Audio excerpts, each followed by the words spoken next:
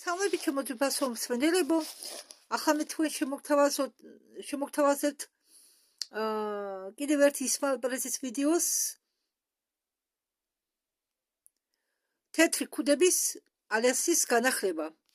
მას დავიწყოთ. ეს ინფორმაციაო, რომლის თქვენზე გადმოცემა მინდოდაო, ეხებაო ბრძანებლის დაბრუნებას. ზეციური ბრძანებლის დაბრუნებასო. ამიტომ მე გადავწყვეტიო, მინდოდა თქვენთვის მეთქვაო, რომ ზეციური მართლობა რასაკვირველიაო დედამიწაზეც უნდა დამყარდესო.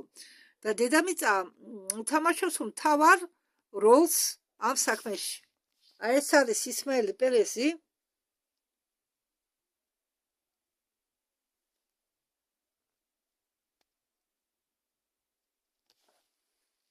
როდესაც ჩვენ ვფიქრობთ, რომ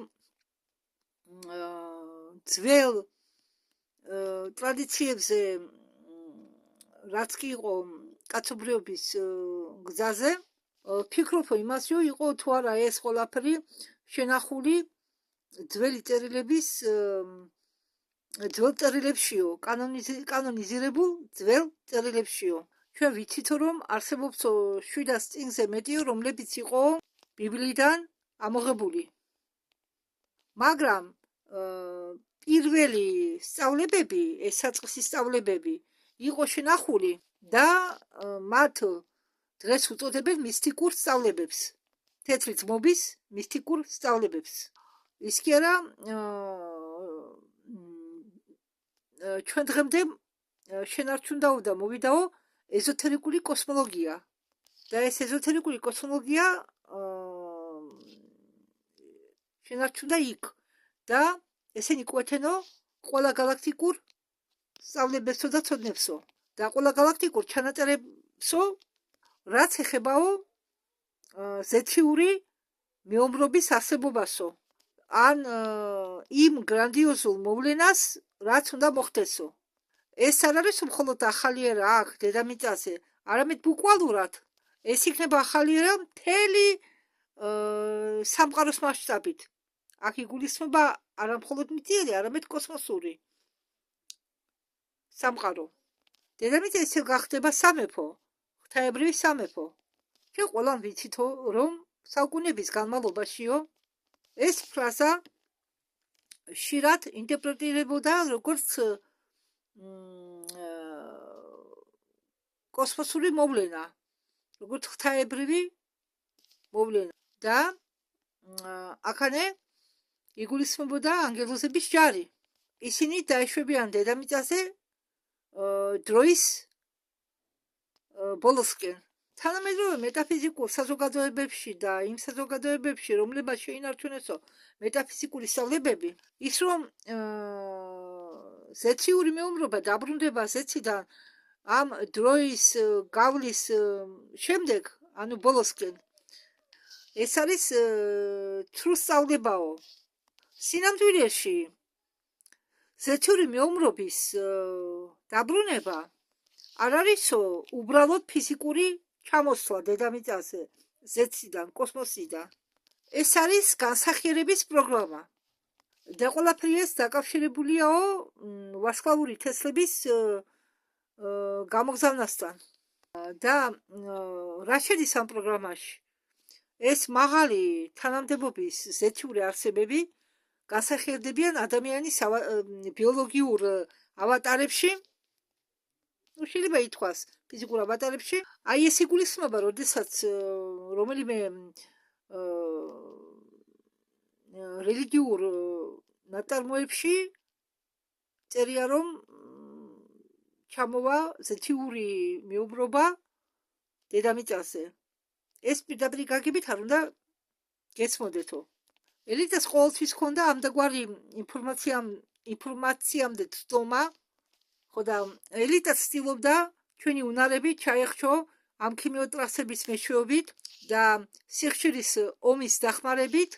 ჩემ წიგნშიო ჩვენი კოსმოსური წარმოშობა მე ყვებიო ყოფის სამ დონეზეო. ეს არის პირველი მუდმივი სფერო, რომელიც არსებობდა მუდამ და არის აგრეთვე ეფირული ან მენტალური სფერო, რომელიც განლაგებულია მათ შორის და არის მატერიალური სფერო, Сфера, верно? საბოლოო სფერო. საიდუმლო ცოდნების მიხედვით ითვლება, რომ დადგება დრო, როდესაც მატერიალური სამყარო გახდება გასულიერებული. ყველა ამბობს ამას. ლევ კლიკოვის ვიდეოს უსმენდი დღეს მე ერთ-ერთ შოუს სტუმრობდა და დადგებაო დრო, როდესაც ჩვენო, ვინც მატერიალურ სამყაროში ვცხოვრობთო, შეიძლება მატერიალური სამყარო გადავიდესო წრილ დონეზე. ხო, ნუ მან ეს თქვა ცოტა ფრთხილად, მაგრამ ამის შესახებ ვალერია კოლცოვა ამბობდა, რომ ახლა ჩვენ,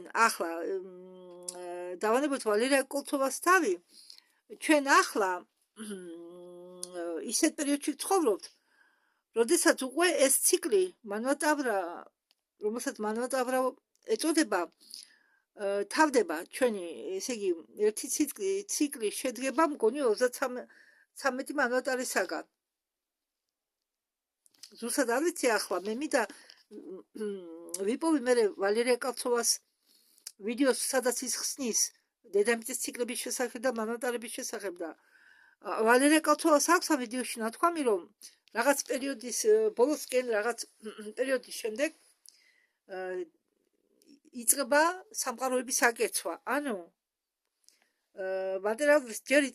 მატერიალური ეს ძიმე ენერგიებით იწყება ყველაფერი. აიკეცება, გაქრება ეს მატერიალური, ფიზიკური, ხო, რაც ჩვენ გაგებაშია ფიზიკური და შემდეგ ამ დონების მიხედვით გაქრება ყველაფერი და მივახლოვდება წყაროს. ანუ ამას კიდევ ვედისები უწოდებენ ბრამის გამოღვიძებას. როდესაც ბრამა იღვიძებს, იკეცება სამყარო. როდესაც ბრამა იძინებს, სამყარო იშლება. ანუ, მაგრამ გაშლა სამყაროს იწყებაო წვრილი დონეებიდან. და ამას გულისხმობს ახლა პერესმა რაც თქვა და კლიკომაც ეს იგულისხმა. სინამდვილეში ნიშნავს იმას, რომ რაღაც დროს ნელ-ნელა დაიწყება აკეცვა და გაქრება ფიზიკური დონეები, ფიზიკური სამყარო და ჩვენ ყველანი გადავალთ სულიერ სამყაროში. ყველაფერი გახდება სულიერი. გადავა წვრილ დონეზე. შემდეგ ის ჩვენზევი დონე რომა ის დონე აიკეცება და ასე თანდათანობითი. მაგრამ გაშლა ხდება პირიქით, ზევიდან ქვევით და აკეცვა ხდება ქვევიდან ზევით. მაგრამ პანიკაში არ ჩავარდეთ. ეს როგორც სიკვდილიც არ არსებობს სინამდვილეში. უბრალოდ ეს არის თვალისებული პროცესები და ახლა მაგალითად ეს იგივეა თქო რომ პანიკაში ჩავარდე და ამას ყველაფერს შეეწინააღმდეგოთ, რომ თქვენი სხეულის მაგალითად ბავშვებს უნდა ადრე მომწიფდნენ, ადრე დადდნენ დიდები, მაგრამ როდესაც დიდობამდე მიდიან, ყველას უნდა შეაჩეროს წლების მომატება, თითქოს შეაჩერონ სიბერე და ებრძვიან. ბევრი ებრძვის ამას. მაგრამ სინამდვილეში კი არ უნდა ვებრძოლოთ წლების მომატებას, არამედ პირიქით. შიდათ უნდა ვიყოთ. და ისმაილ პერესი ამბობს, რომ შემდეგო ეს მატერიალური სამყარო გახდება მარადიული, მაგრამ აქ ეს მარადიულობა იგულისხმება ფიზიკურთან შედარებით ეს სული არის მარადიული. სულიერი ცხოვრება, წვრილი დონის ცხოვრება, მაგრამ იგიც არაა სინამდვილეში მარადიული, იმიტომ რომ მარადისობა როგორც ასეთი არ არსებობს, უბრალოდ რაღაცები ჩვენთან შეფარდებაში, ჩვენ ადამიანურ წლებთან შეფარდებაში, ჩვენ გონია რაღაც მარადიული. იგივე დრაკონელები ავიღოთ, ისინი ცხოვრობენ 500 წელს, ხო? ჩვენ თვალს ეს არის მარადისობა, მაგრამ ისინი ცხოვრობენ 500 წელს და აბა მათ კითხეთ, არის თუ არა ეს მარადისობა? ხომ გესით ჩემი? და ესეთი მეომრობა უბრალოდ კი არ დაეშნენ დედამიწაზე, ისინი უკვე დიდი ხანია მონაწილეობენ დედამიწის კაცობრიობის ისტორიის განვითარებაში.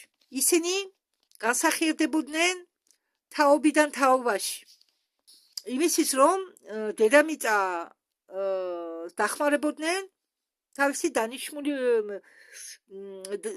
დედამიწას დახმარებოდნენ რომ ის რომ დედამიწას მიეღწია თავის დანიშნულებამდე, დანიშნულ ადგილამდე. ასე ვთქვათ. კოსმოსური წესრიგის მიხედვით.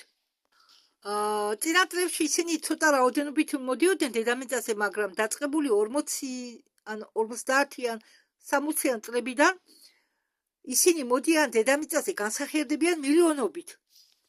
მატერია, რომელიც როგორც ჩვენ მგონია რომ იმყოფება დაბალ დონეზე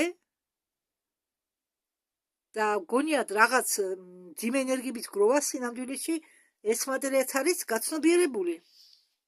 კოსმოსური ციკლის განმავლობაში ეს უხეში მატერია ივსება მაღალ ვიბრაციული ენერგიებით და ეს პროცესი ცნობილია როგორც მატერიის გასულიერება. ამ ტრანსფორმაციის მიზანი იმაში არ შედგება რომ დავტოვოთ ფიზიკური სამყარო, არამედ იმაში შედგება რომ ჩვენ აღმავდეთ უფრო მაღალ დონემდე, ანუ ღვთაებრივი ცნობიერების დონემდე. სული არ ტოვებს მატერიას, როგორც ამტკიცებენ ამას ზოგი ცრუ სწავლებები. არამედ პირიქით მატერიას ასხივებს. ის იწყებს მატერიის ტრანსფორმირებას ფიზიკურ დონეზე და ეს ქმნის იმას, რასაც უწოდებენ სამყაროში ფიზიკური სამყაროების შექმნას. და ამ სამყაროში ფიზიკური ხდება როგორც უბრალოდ ფიზიკური სამყაროების გამოვლინება ხდება როგორც ღვთაებრივი სურვილის გამოვლინება. და დედამიწასო ამ პროცესში აკისრიაო გამორჩეული ადგილი. ბევრ კოსმოლოგიურ ტრადიციებში დედამიწა დედამიწას აღწერენ როგორც ცოცხალ ბიბლიოთეკას. ეს არის პლანეტარული ექსპერიმენტი, რომელშიც კვეთენ ერთმანეთს გენეტიკური, სულიერი და ევოლუციური ხაზები ყველა სამყაროდან. იმისთვის რომ დედამიწა გახდეს ღვთაებრივი სამეფო, საჭიროა რომ ამ პლანეტაზე განსახიერდნენ ზეთიური მეომრები. მაღალ არსებებმა გადაწყვიტეს რომ დედამიწა არ მართონ გარედან, არამედ მართონ შიგნიდან და მაგათმა გამოიმუშავეს გეგმა, მოეხდინათ ეს შიდა განვითარება 1000 წლეულების განმავლობაში. და ახლა როდესაც ჩვენ შევდივართ ამ 1000 წლეულის ეპოქაში, ეს გეგმა იწყებს განხორციელებას ჩვენ ცხოვრებაში. მოხდება ჩვენი სხეულების ხომოლუმოში გადაქცევა, ანუ ტრანსფორმაცია. ჩვენ გავხდებით თანდათანობით მივიწევთ იმისკენ რომ ჩვენი ორგანიზმება დაიწყონ გამწყინება, ანუ განათება. მას ატარებდნენ ადრინდელი ადამიანები. და როდესაც მე ვამბობ რომ განსახიერდება მთელი ზეთიური მეომრობა, მთელი ზეთიური წარმომადგენლები, მე არ გულისხმობ მარტო ანგელოზებს. არაო, მე გულისხმობ არქანგელოზებსაც, ქალღმერთებს, უცხოპლანეტელებს, რომელსაც მიტიერი ხალხი უწოდებს ღმერთებს, უმრავლესობა. და რომლებიც ბინადრობენ მე-10, მე-11, მე-12 განზომილებებში. სხვათა შორის მე მაქვს ერთხელ ამაზე ნათქვამი რომ სხვათა შორის გოგოებმაც თქვეს რომ ყველა ეს ღმერთები, ქალღმერთები, ყველა მთელი ეს ზეთიური წარმომადგენლები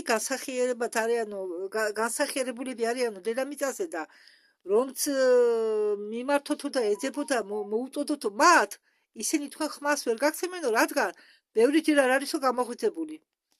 ამაზეა საუბარი. და ნაწილობრივ ეს შეეხება კოსმოსურ რასებს, რომლებიც არსებობინო მარად ისობაში და ისინი დაიწყებინო აბატარაში განსახიერებას დედამიწაზე, იმისთვის რომ შექმნან ეს სამყარო. სამყარო, რომელსაც ისინი უწოდებდნენ სამეფო სამყაროს. აი, ამას გულისხმობენ, როცა ესოტერიკულ ცოდნები ამბობენ, რომ მოხდება ზეთიური მეომრობის სამყაროს ჩამოსვლა დედამიწაზე. ეს ბუკვალური ჩამოსვლა არ არისო დედამიწაზე, ეს არისო განსახიერების პროცესები. და ეს ზეთიური მეომრობა, როდესაც განსახიერდებოდნენ, ან განსახიერდნენ დედამიწაზე, მათ თავისი განსახიერებით შემოიტანენ ასე ვთქვათ, მაღალი ვიბრაციები და ხელი შეუწყენ კაცობრიობის ევოლუციას და ამზადებენ კაცობრიობას და ეხმარებიან დედამიწას აღმავლობისკენ. ანუ გადასვლაში როგორ ასწავლიან, ამხნევებენ და მიმართავენ მათ გზას, ადამიანების გზას და თანდათანობით ამზადებენ კაცობრიობას პლანეტარული ევოლუციის შემდეგი ეტაპებისთვის. რეინკარნაციის სტრატეგია ეხმარებოდა ამ მაღალ არსებებს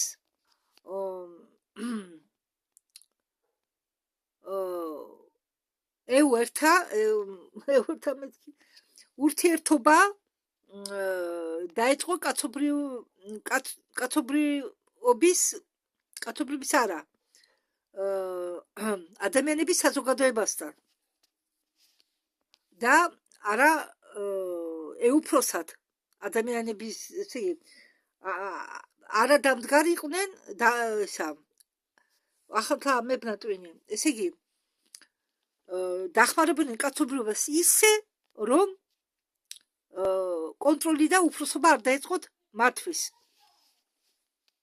მაგალითად ამ ანგელოსთან მეომრობიდან კაცობრიობა ბევრს იცნობდა, როგორც ნიკოლა ტესლა, როგორც იესო ქრისტე, როგორც ბუდა და ბევრი კიდევ მასწავლებლები იყო მოსული დედამიწაზე, რომლებიც განსახიერდნენ ზუსტად ამ ანგელოსთან მეომრობიდან.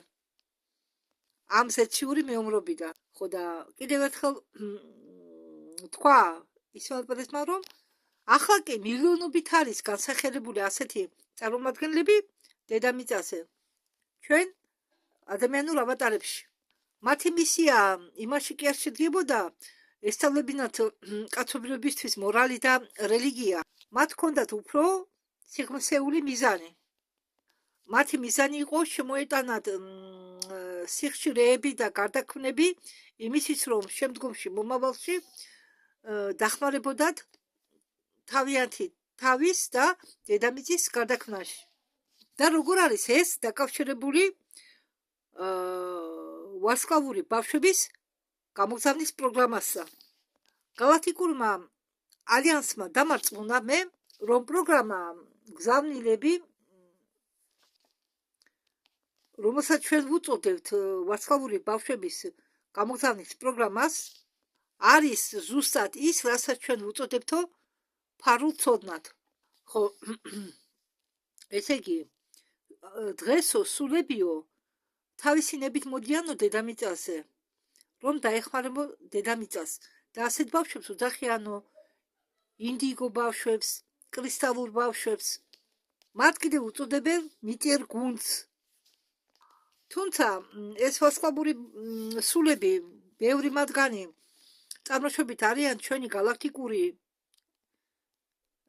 ცივილიზაციებიდანო, ზოგი სხვა გალაქტიკებიდან არის მოსული. ზოგ გალაქტიკურ ჩანაწერებშიო მოიხსენიებაო უფრო მაღალ განზომილებებში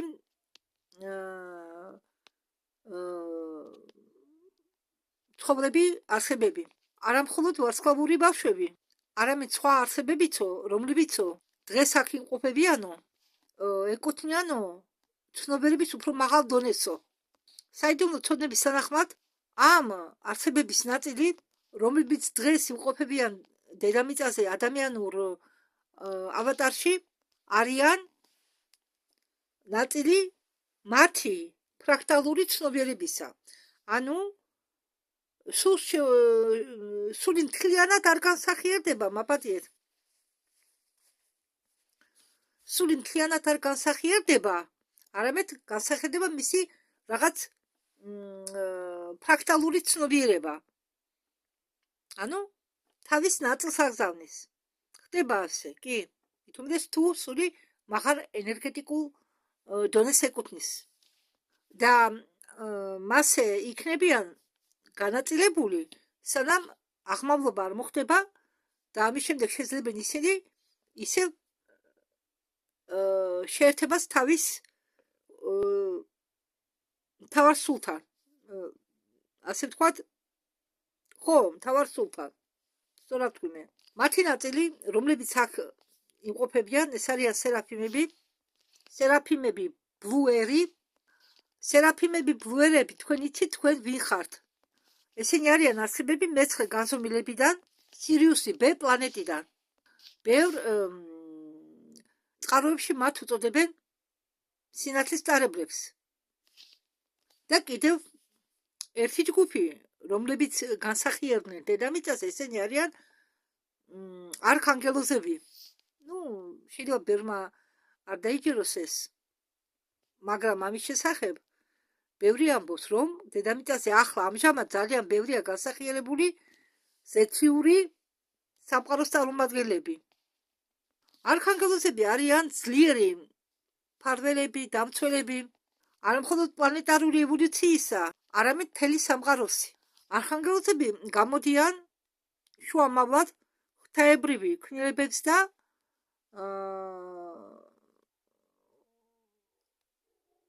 ღვთის ნების შორის. ხო, ასე რომ თქვენ შორისო არიან ისეთები, რომლებიც წარმოადგენენ არქანგელოს რაფაელის ფრაქტალს, ანუ ნაწილს მისი სულისა. ისინი მართლა მთლიანად არ არიან მოსულები, არამედ ფრაქტალები აქვენ გამოგზავნილი. მათი ფრაქტალებია განსახიერებული ჩვენ ავატარებში. ეს მათ შეუძლიათ. ისინი ხომ ენერგეტიკული არსებები არიან, გაცნობიერებული ენერგეტიკული არსებები ენერგეტიკულ სხეულში, ხო? ისევე არქანგელოს მიქაელს აქვს არქანგელოზი მიქაელი არის განსახიერებული ადამიანურ ავატარში როგორც ფრაქტალი, ანუ ნაწილი მისი. თვითონ მისი დიდი ნაწილი არის იქ მის ადგილას. იგივე შეიძლება ითქვას არქანგელოს გაბრიელზე, ქართულად ხო, გაბრიელ რუსულად. არქანგელოს გაბრიელზე, არქანგელოს ურიელზე. და აღმავლობის დროს ეს ვინც ესენი ყველა ვისი ფრაქტალებიც არის განსახიერებული დედამიწაზე, შეუერთდებიან თავიანთ მთავარ ნაწილს. მაგრამ ჯერ ესენი არიან აქ დედამიწაზე როგორც ფრაქტალები. თქვენ გაქვთ, ვინც ასე არის მოვლენილი დედამიწაზე, მათ აქვთ ერთი სხვადასხვა სხეული, მაგრამ თქვენ გაქვთ ერთი ცნობიერება, ერთი სული. და კიდევ არის ერთი არც ისე დიდი ჯგუფი ვარსკვლავური ბავშვებისა, ელოქიმები. ესენი არიან შემქმნელი არსებები, რომლებიც მონაწილეობენ სამყაროების და გალაქტიკების სტრუქტურის ჩამოყალიბებაში, პლანეტების სტრუქტურის ჩამოყალიბებაში და ასევე მართავენ საციცოცხლო სისტემურ სტრუქტურებს. ანუ ესენი არიან ისინი, რომლებსაც ჩვენ ვუწოდებთ არქიტექტურების რასას. სხვათა შორის მარია შლოენი არის ამ არქიტექტურების რასიდან. ხო, მისი არხია ლიგა სვაბოდნუხ დუშ. ელოქიმ იმას ნიშნავს, რომ რაღაც ნაწილი თქვენი სრული ცნობიერებისა უკვე იმყოფება აქ დედამიწაზე ადამიანურ ავატარში. აქ არის ფრაქტალი სენ ჟერმენისა, კუტური ელამორის ფრაქტალები, ხუანის ინის ფრაქტალი, არით ეს მათი კოსმოსური მისი ნაცნობების სახელებია. არა რაზე მეცინება, მე ვიმეორებ სახელებს, მაგრამ ეს ამას ყავს ისინი ყველა ნანახი. ზოგ სახელს ვერ ვტეხავ, ისეთი უცნაური სახელები, ამიტომ გამეცინა. დედამიწა გახდება სამყაროს ახალი ცენტრი. არა, კიდევ იმეორებს პერეზე რომ ამ არხანგელოზების, სერაფიმების და ელოქიმების სრულად განსახიერება არ ხდება მათი სულების, არა, მხოლოდ ფრაქტალებისა.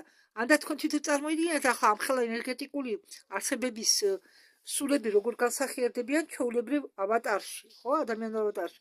ფრაქტალები ხდება მარსზე. კი, ბევრი რამე ხდება. ოღონდ ამის მიღებას ცოტა დრო დასჭირდება. ჩემი მაგალითთან გამომდინარე ვიცი. დრო დასჭირდება ადამიანს. წარმოიდგინეთ ახლა თქვენ ხართ მაღალი სფეროების წარმომადგენელი, იმ ცხოვრები მაღალი დონის წარმომადგენელი, ენერგეტიკულად ძლიერი სული და თქვენი რაღაც ფრაქტალი განსახიერებულია ადამიანის მიწერ ცხოვრებაზე. ესე იგი, გამოდის რომ ორი გამოცდილება ერთდროულად გადის. ეს პიროვნება. და წარმოიდგინეთ რომ იმას, რასაც განის ის ფრაქტალი ადამიანის ავატარში, ის იქ გრძნობდეს იქნება ამას. როდესაც ჩვენ გავალთ ამ მრავალრეალურ გზასო და ეს ფიზიკური სამყარო დაიწყებსო აკეცვას, რასაც მე სულ ვამბობ, ხშირად ვამბობ ამას, აკეცვას ხშირად ვიხსენებ, ფიზიკური სამყაროს აკეცვას. ხო, ანუ ეს ეთიური მაღალი არსებები ეხმარებიან ახლა დედამიწას იმისთვის, რომ გაასულიერონ, აამახლონ სულიერად ისინი, გააძლიერონ სულიერად და შედარებით ნიჭიერ ცხოვრებასთან შედარებით მარადისობა შეიძინონ და ისინი დაეხმარონ მათ უფრო წვრილ დონეზე გადასვლაში, რადგან შემდგომ ეს ფიზიკური სამყარო გაქრება, აიკეცება. მესამე სამყარო, მესამე დონე არ იარსებებს, როდესაც უცებ არ გაქრება ეს მესამე დონე. როდესაც ჩვენ გადავალთ მეოთხე მეხუთე განზომილებაში და ეს რეალობა ხალხი განაწილდება და რაღაც პერიოდის შემდეგ თანდათანობით ეს ფიზიკური მესამე დონის დედამიწა, ეს ცხოვრება გაქრება. არ დაჭირდება. იმიტომ რომ ამაღლება მიდის. გაიგეთ და ის ქრება. ძველი, ყველაფერი ქრება. და ვინც დარჩება, არ დარჩება, ყველა განაწილდება. ყველა განაწილდება, ვინ, ესე იგი, ცხოვრების წესიდან გამომდინარე, ყველა მოხდება ისეთ ადგილას, როგორი ცხოვრების წესი სურდა მას თვითონ ქონოდა. ისინი ვინც ეკუთვნიანო პირველ ტალღას, ისინი არ თვლიანო თავის თავს ცალკე გამოყოფილ არსებებად. ისინი თვლიანო თავის თავს ერთიანობაში სამყაროსანო. და თან თქვენ გრძნობთ როგორ ფორმირებსო თქვენი ცნობიერება. თუ თქვენ ასე ფიქრობთ, ესე იგი თქვენ ეკუთვნითო ელოქიმს. თქვენ ელოქიმი ხართო. ხო, მეორე მოსვლა ახლა, რაც ეხებაო ქრისტეს მეორე მოსვლას, ქრისტეს არასდროს არ უთქვიაო, რომ დაბრუნდებოდაო ის ციდან ჩამოეშვებოდაო. ქრისტე საუბრობდაო ალეგორიებით და მეტაფორებით.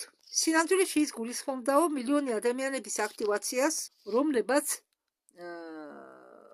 აამაღლესო თავისი გონება ქრისტეს ცნობიერებამდეო. ადამიანის დნმ და ენერგეტიკული სისტემები თანდათანობითო გაუკეთებინო აქტივაციას ფარულ უნარებს. და თუ თქვენ ხედავთ, რომ თქვენ გაქვთ რაღაც ტელეპათიური უნარები და თქვენ ურთიერთობთო ერთიან ველთან, ძალასთან, ხედავთ მოვლენებს იქამდე, სანამ ეს მოვლენა მოხდება, გრძნობთო ენერგიებს, დაბალ ენერგიას, მაღალ ენერგიას, თქვენ ეკუთვნითო პირველ ტალღას. ანუ ვინც გადავა პირველ ტალღაში. თქვენ ურთიერთობთო ცხოველებთან ამა თუ იმ ფორმაში დამოქმედებთ რეალობაზე თქვენი გონებით, თქვენ ეკუთვნითო ამ პირველ ჯგუფს. მრავალი საუკუნეების განმავლობაში არსებობდა რელიგიური ტრადიციები და ჩვენ საუბრობთ ქრისტეს მეორე მოსვლაზე როგორც მომავალ მოვლენაზეო, სადაც ღვთაებრივი პიროვნებას შეუძლია მოსვლა და დაამყაროს ღვთაებრივი სამეფო. ბევრ ინტერპრეტაციებში ეს მოვლენა იყო წარმოსახვაში ან წარმოსახული შეიძლება ითქვა და თითქოს იესო ქრისტე მოვა ფიზიკურ სხეულში, ჩამოვა ზეციდან და სამყაროს უცებ გადააკეთებს. ამის შესახებ კი საუბრობენ ორთოდოქსალური რელიგიები, რომლებიც არიან გაგრძელება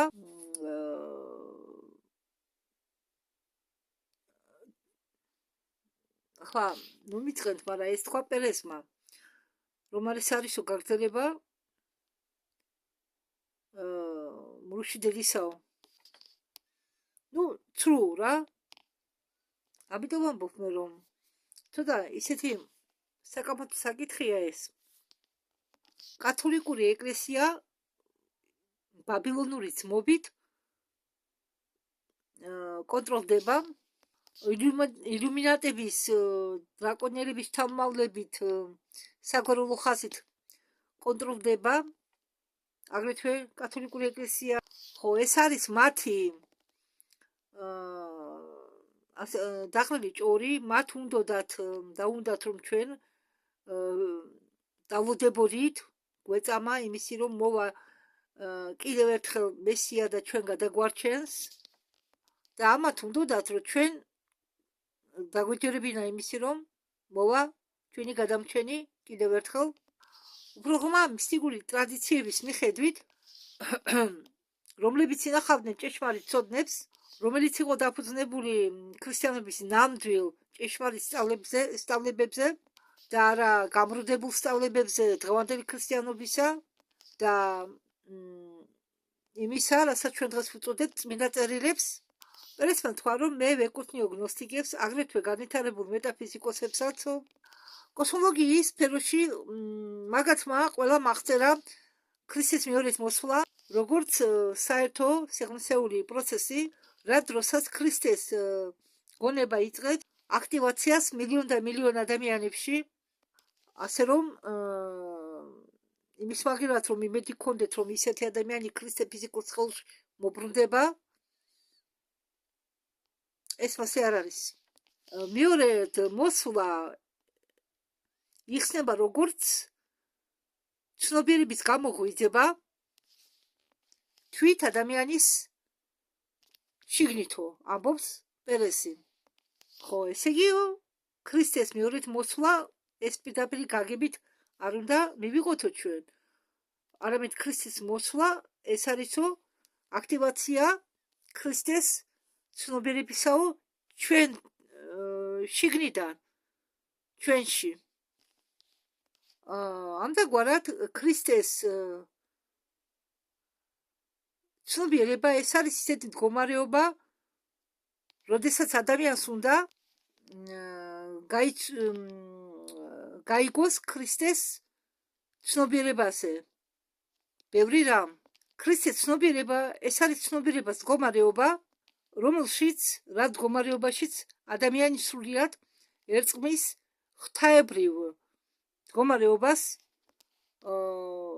რომელიც იფანტება მთელ სამყაროში, იმისთვის რომ ჩვენ გავიხსნათ ჩვენ თავში პოტენციალი, ამისთვის ჩვენ უნდა მივახციოთ ღვთაებრივ ცნობიერებამდე.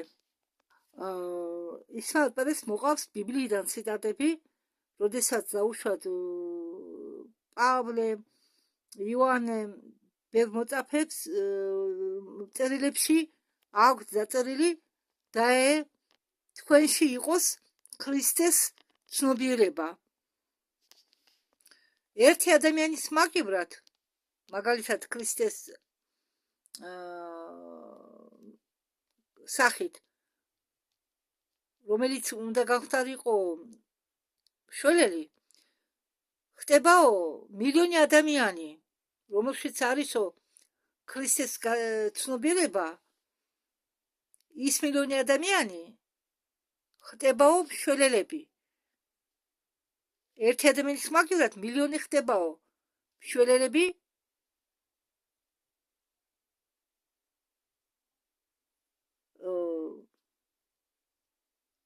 სხვებისა და ამ მილიონში შედის ის ზეთიური ასე თქვათ მეომრობა რომელიც განსახიერდა დღეს კი არა საერთოდ განსახიერდა ამ მილიონ ადამიანში ანუ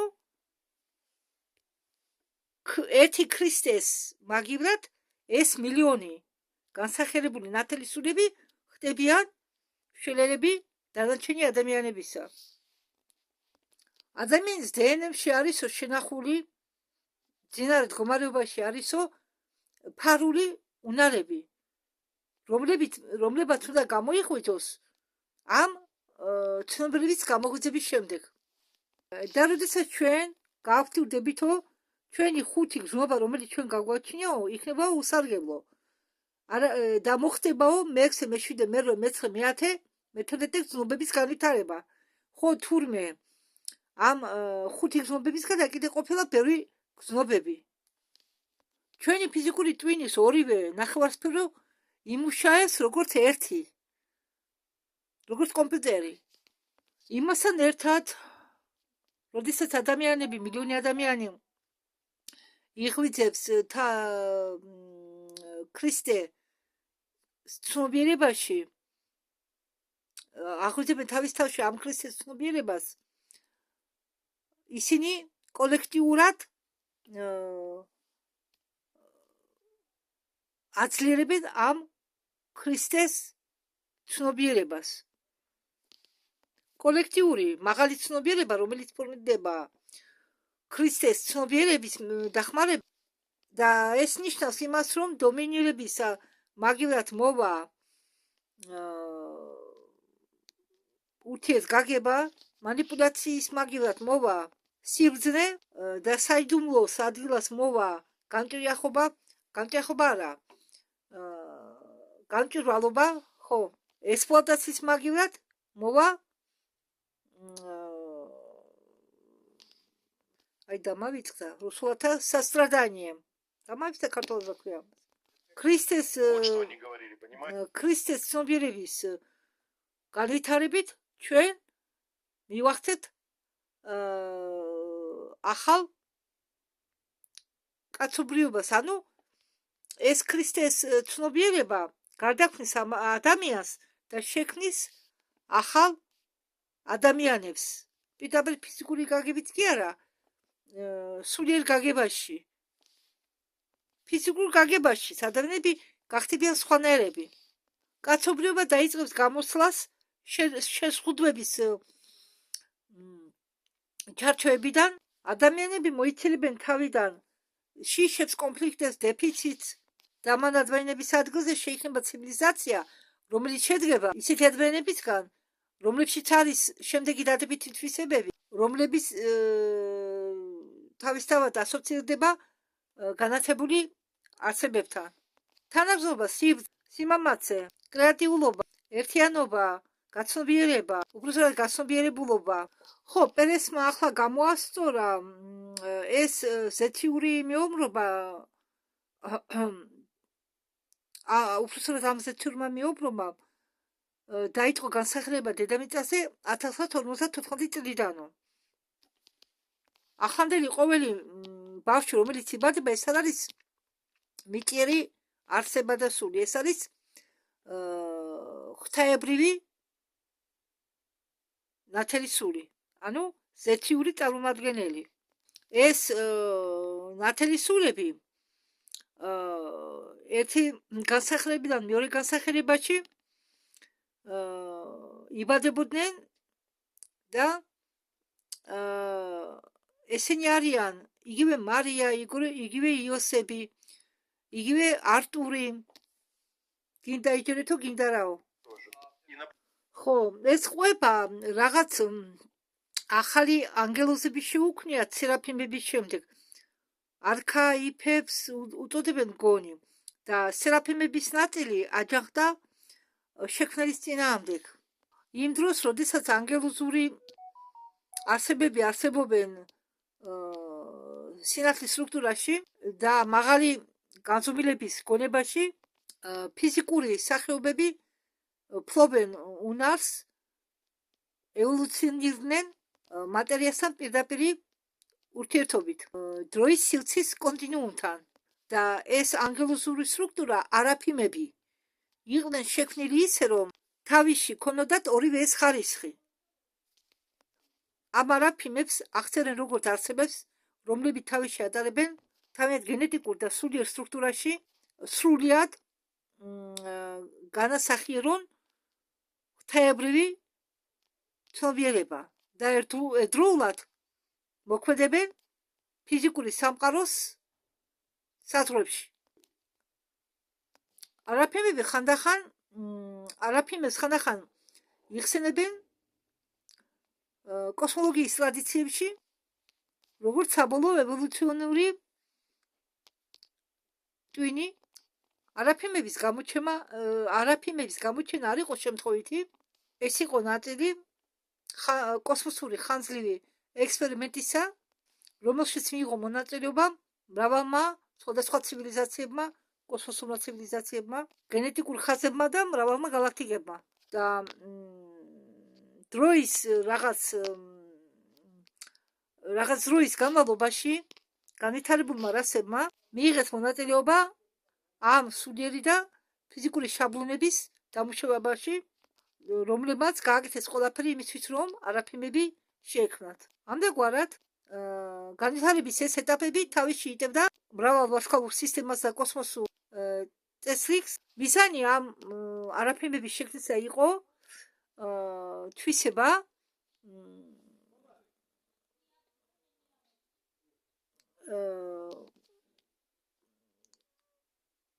ესე იგი ერთ პიროვნებაში გაერთიანებოდათ მრავალი განზომილებიანი ასე ვთქვათ არსებები. ანუ ერთში ყოფილიყო მრავალ განზომილებიანი არსება. ანუ ეს არაფიმები შეიქმნა როგორც მრავალ განზომილებიანი არსებები და რომლებსაც შეეძლოთ ფიზიკურ სამყაროში განსახიერება. კაცობრიობა შეიძლება განიხილო პროცესი, რომელიც ესე იგი მიიმართებაო მომავალში ამ არაფიმების შექმნისკენ. ანუ კაცობრიობა დღევანდელი კაცობრიობა წარმოადგენსო ამ მომავალში ამ არაფიმების შექმნას. გახტომას, არაფიმებად გახტომას. იზუმრუდი არა, ზურმუხტ ჰოლოგრაფიულ ქრონიკებში წერია, რომ ეს არაფიმები იყვნენ შექმნილი, ანუ ამ არაფიმების გამოჩენა იყო ნაწილასამერტყველი კოსმოსური წინასწარმეტყველობით, ანუ ამ არაფიმების გამოჩენა იყო კოსმოსურ წინასწარმეტყველებაში ნახსენები, სამყაროს განვითარების ეტაპზე როგორც იქნა ამ სამყაროს განვითარება და ბევრმა ექსპერიმენტმა შექმნა ეს არაფიმები როგორც რაღაც ახალი სახის არსებები, რომლებსაც შეუძლია სრულიად განასახიერონ ფიზიკურ რეალობაში ღვთაებრივი ცნობიერება და ეს მიღწევა ნიშნავს იმას, რომ დგება ახალი კოსმოსური ერა. დედამიწა, რომელიც გახდა პლაცდარმი ამ ევოლუციური ნახტომისა, ხდება სფერული სამეფო. სფერა ეს არის პლანეტა, სადაც სულის და მატერიის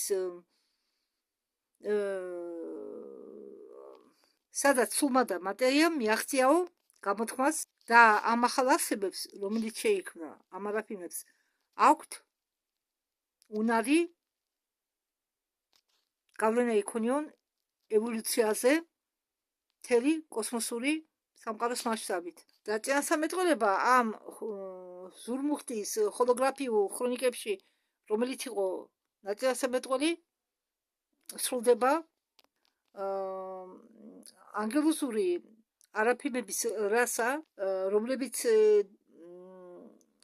არიან, რომლებიც შექმნილი არიან ასე ვთქვათ, მიწის და ცის და მიწის კავშირით, ხდება ხიდი სულიერი სამყაროებს შორის.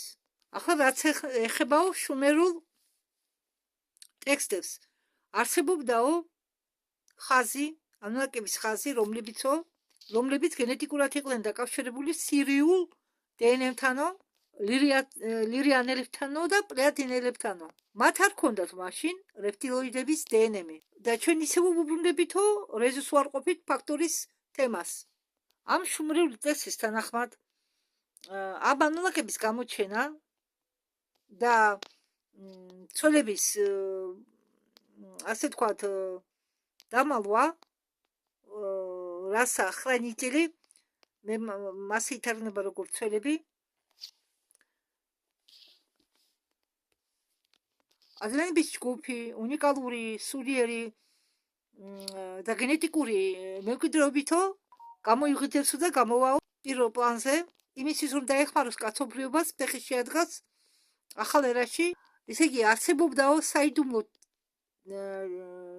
თემი ანაკებისა რომლესაც სავარაუდოდ ყავდათო შვილები და ამ ანაკების განშტოების შვილები როგორღაც ჩვენამდე მოვიდნენ ამ ტრადიციების თანახმადო ან ამ ტექსტის შუმერული ტექსტის თანახმადო და ამ თაობას დაარქმევენ კეთილ ესე იგი კარგად განწყობილ ანუ ადამიანების მიმართ კარგად განწყობილ ანუ ნაკებად საინტერესოა რატომ ხომ წარსულში ბოროტიანაკებმა მოახდინეს ეთეთი ოკუპანტები რომლებიც ოკუპაცია მოახდინეს დედამიწის იყვნენ ანაკებიც მათ შორის ოღონდ ის ანაკები ვინც ოკუპაცია მოახდინა იყვნენ დრაკონიელი ანაკები რადგან მათ ჰქონდათ საერთო სისხლში დრაკონიელების გენები ეს არის შუმერული წინასამეტყველება ძველი იყო ასეთი დასახრანიტელი და ამ რასასთან დაკავშირებით წინასამეტყველება იყო და აგრეთვე ეგვიპტურ წინასამეტყველებაშიც ეწერა რომ ამ ადამიანური რასისგან შეიქმნება ახალი რასხრანიტელი ხო ну რუსულად უფრო გასაგებად ჟღერს დამცველების ანუ მეტი სხვა სიტყვა მე ინტერნეტში ვერ ვნახე დამცველების რას ანუ ვინც ინახავს შემნახულები რა დამცველების რასა მე მიჩვენია დამცველების რასა და არც ამ ჩანაწერებში არ წერია ისინი საიდან მოვლიან უბრალოდ არ წერია რომ მოვლიან ვარსკვლავებიდან თუ სადმე სხვა პლანეტებიდან ყველა ნაწერებში წერიაო რომ ეს ახალი რასახრანიტელი გამოჩნდებაო უკვე არსებულ ადამიანური რასისაგან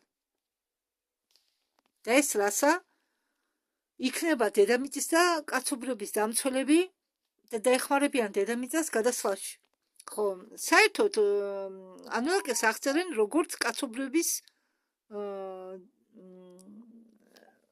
ასე ვთქვათ ჩასახვის არცებებს რატომ ამაზე წელს ბორევიც წინში რომელიც მე მას გადათარგმნილი რომ ანაკებმა კი დრო არის მაგრამ აქ რამდენია დარჩენილი ხო არც ისე ბევრი რომ ანაკებმა როდესაც აღმოაჩინეს ჩვენი პლანეტა მოიყვანეს აქ ნახეს რომ ბევრი ოქრო იყო მოიყვანეს აქ თავისი მუშები ვერ დაიმორჩილეს მუშები აჯაყდნენ გაიქცნენ ხომალდები გაიტაცნენ ოქროთან ერთად და ანაკებმა გადაწყვიტეს ხალხი შეექმნათ ამისთვის ჩარიეს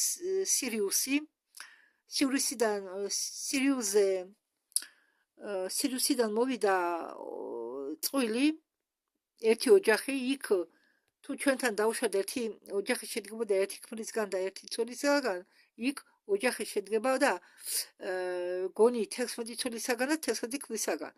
ნუ იქ რაღაცის მიხედვით რაღაც იყო მიზეზი იმისა, თუ რატო ხდებოდა ასე. და ამ სივრცელებმა დაეხმარენ ანუნაკებს ადამიანების პირველ ადამიანების შექმნაში. და ამ ადამიანებს ატარებდნენ მუცლით ანუნაკელი ქალბატონები, მაგრამ ერთ ჩვენიერ დღეს მათ მობეზრდათ. ისეთი ამ პირველად ადამიანებს ქმნიდნენ ისე, რომ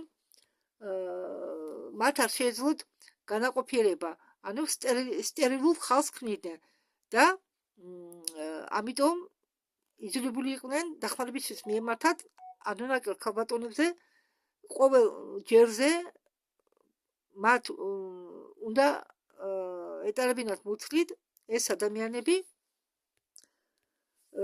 და რადგან ქალბატონებს მობეზრდათ თან ანუნაკებს აპირებდნენ დედამიწიდან წასვლას და უნდათ ადამიანების განადგურება, არ უნდა დაეტოვებინათ ადამიანები, მათ ვენერიალებმა ასწავლეს თუ როგორ უნდა გადაერჩინათ თავი.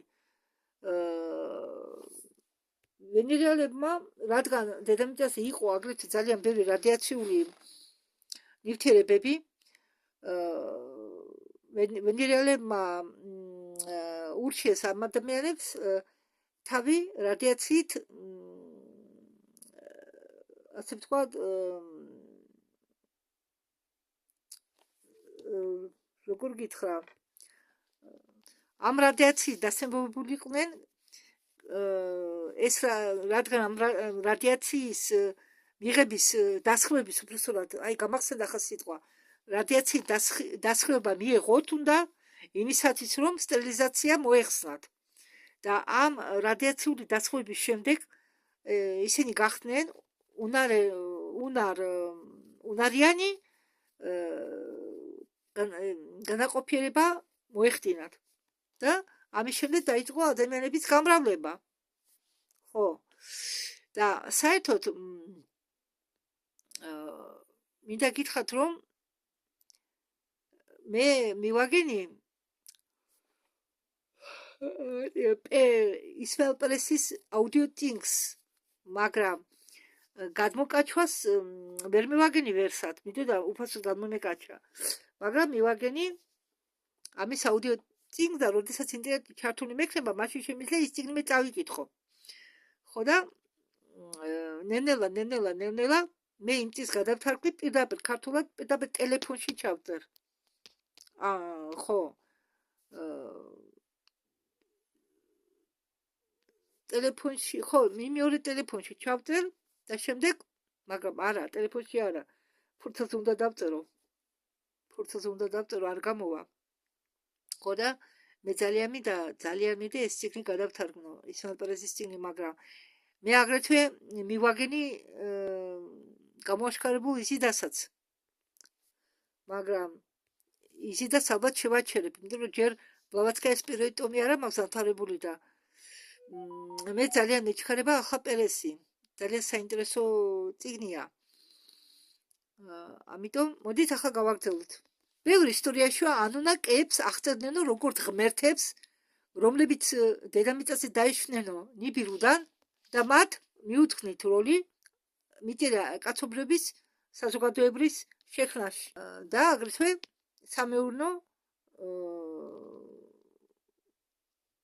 სამეურნეო კულტურას გააცნეს ადამიანებს და აგრეთვე ასწავლეს ქვეყნიური მართვა. მაგრამ ლეგენდები ანუნაკების წარმოშობაზე ეწინააღმდეგება ერთმანეთს. ერთ წყაროში ისინი წარსდგებიან როგორც კეთილშობილი მრჩეველები, მასწავლებლები. მეორე წყაროში წარსდგებიან ანუნაკები როგორც მმართველები და რომლებიც მოითხოვენ კაცობრიობისგან ხარკს და ერთგულებას. არსებობდნენ კეთილის და ბოროტე ანუნაკები. არიან ანუნაკებიო დრაკონიელი გენეტიკით, არიან ანუნაკები არა, მაპატიეთ, არიან ანუნაკები ამ დრაკო რეპტილიების გენეტიკით არიან ანუნაკები დრაკონების გველეშაპების გენეტიკით, აგრეთვე არიან ანუნაკები კიდევ რაღაც თქვა და ამ დროის დასასრულს დამცველები არ მართავდნენ იქნება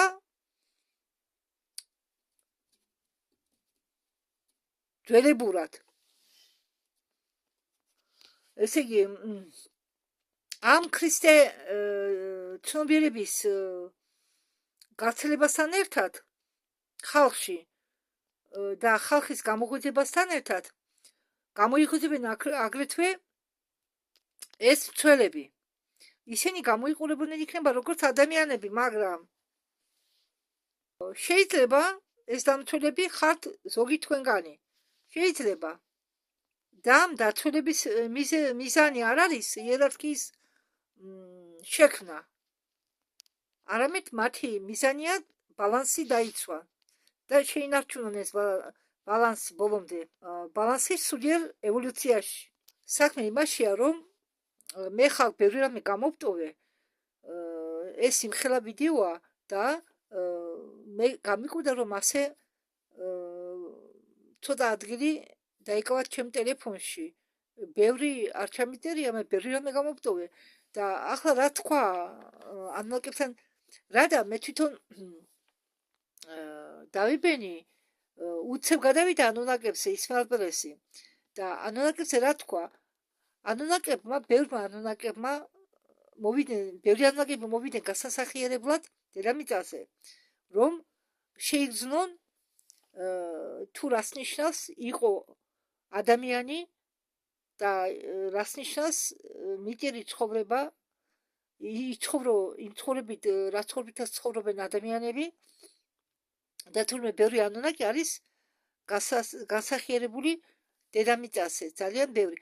ყველა თქვა პერესმა, ყველა ნაცია, ყველა ცივილიზაცია და აქ იმდენი ცივილიზაცია მოსული გასასახიერებლად და გამოცდილების მისაღებად და დედამიწის დასახმარებლად, კაცობრიობის დასახმარებლად, შეიძლება თვითონ აგერიოს. ახლა იმიტომა მე ბევრი რამე გამოვტოვე. ისკარა ცოტა იქ დარჩენილი, მაგრამ მივატოვებ მე ამას, იმიტომ რომ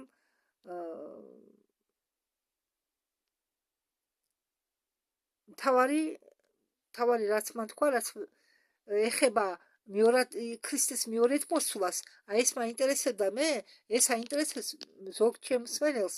მე კი პასუხი ვერ გავეცი, იმიტომ რომ რა უნდა მეთქვა, მე არ ვიცოდი ამ კითხვაზე რა პასუხი უნდა გამეცა და ამიტომ ახლა მე შემიძლია ჩემო ძვირფასო მეგობრებო გითხრათ, რომ აი რას ნიშნავს ქრისტეს მეორედ მოსვლა. ბევრი რელიგიები ელოდებიან ქრისტეს როგორც ფიზიკურად მომცველს, მაგრამ ხო ხედავთ სინამდვილეში ქრისტე ფიზიკურად კი არ მოვა, არამედ ქრისტეს ცნობიერებამდე უნდა ავიდეთ ჩვენ უნდა ავიდეთ და გახდეთ ქრისტეს ცნობიერების მტარებლები. მოდით მე ამაზე შევჩერდები, იმიტომ რომ ძალიან დავიღალე იმხელა დიდი ვიდეოა. მე საერთოდ ისმაილ-პერესი ხშირად უბრუნდება, ხშირად იმიორებს ყველაფერს და კიდევ სხვა ვიდეოებშიც გაიმეორებს მაგი ამ ანუნაკებზე. წესათავს მაგას. ხშირად იმიორებს. კარგით. მადლობთ ყურადღებისთვის და დროებით.